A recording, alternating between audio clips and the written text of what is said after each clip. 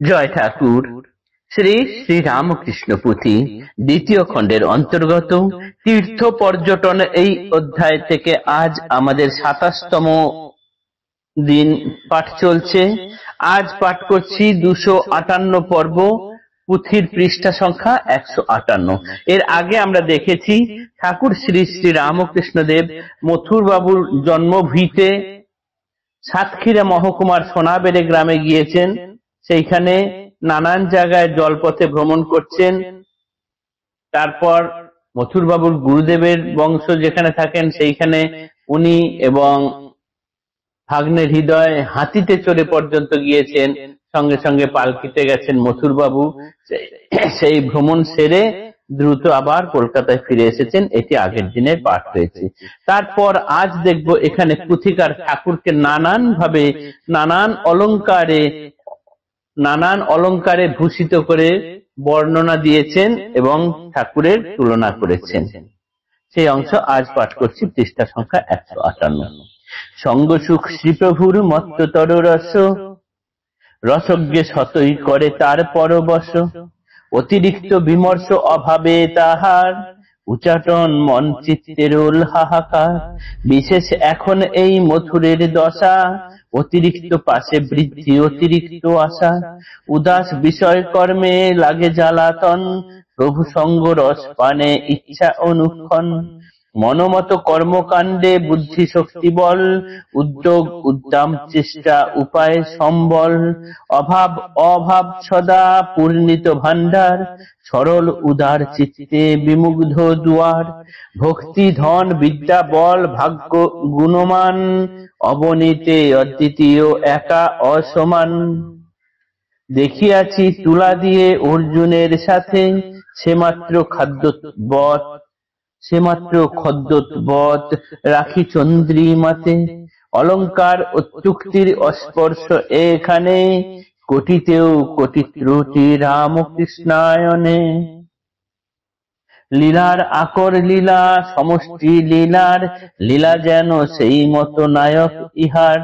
সত্য বটে ভাসিল না সাগরের জলে, সুগুরু হইতে গুরু গুরুতর শিলে। বানর সহায়ে রক্ষ রাক্ষস বিনাশ, দুর্জয় ধনুক হাতে ত্রিভুবন ত্রাস। হইল না সত্য বটে ধরা গোবর্ধন, পুতনা প্রভৃতি কংস অসুর নিধন।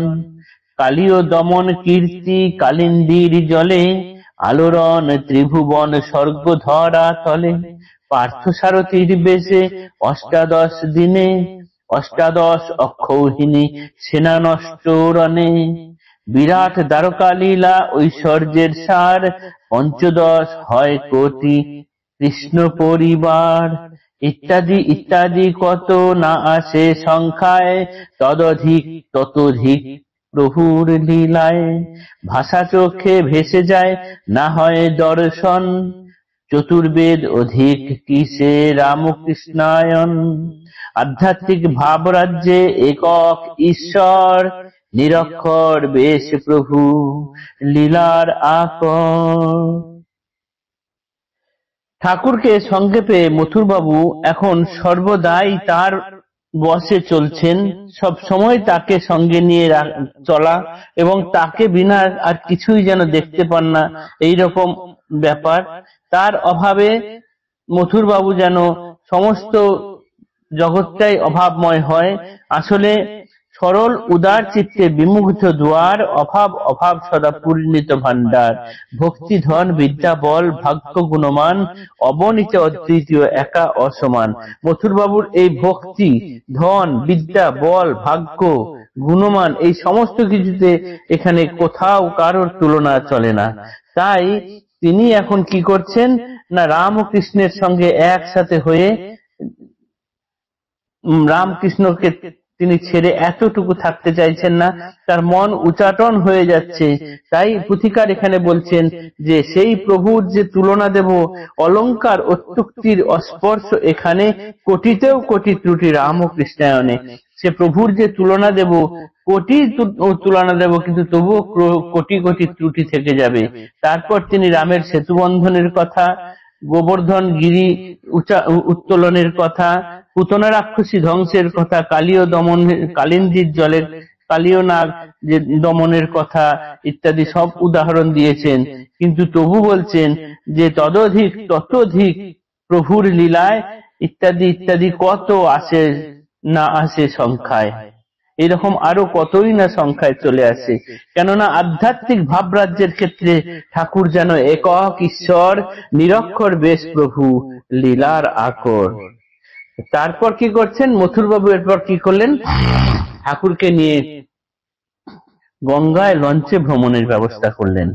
এখানে মথুর কি বা করে সুনমন, তেমতি মথুর নাথ মথুর যেমন, ব্রহ্মবাড়ি প্রবাহিনী গঙ্গার উপর, ভাসাইল তরি এক অতীব সুন্দর, সর্বাঙ্গীন সজ্জীভূত উপরে ভিতরে, ফলমূল ভোজ্য দ্রব্য রাখা স্তরে স্তরে, প্রাণতুল্য প্রভুদেবে তুলিয়া তাহায়, গঙ্গাবায়ু সেবনেতে বিহারে বেড়ায়, শীতল সলিল কণা সহগন্ধ বহ, সুখসেব্য অতিশয় বহে অহরহ, দক্ষিণেতর দুই পাশ খোলা, অধ ঊর্ধ্ব 10 দিক প্রকৃতির খেলা, এখানে তরণী মধ্যে ঠাকুর আপনি, ভবসিন্ধু তরি যার চরণ দুখানি।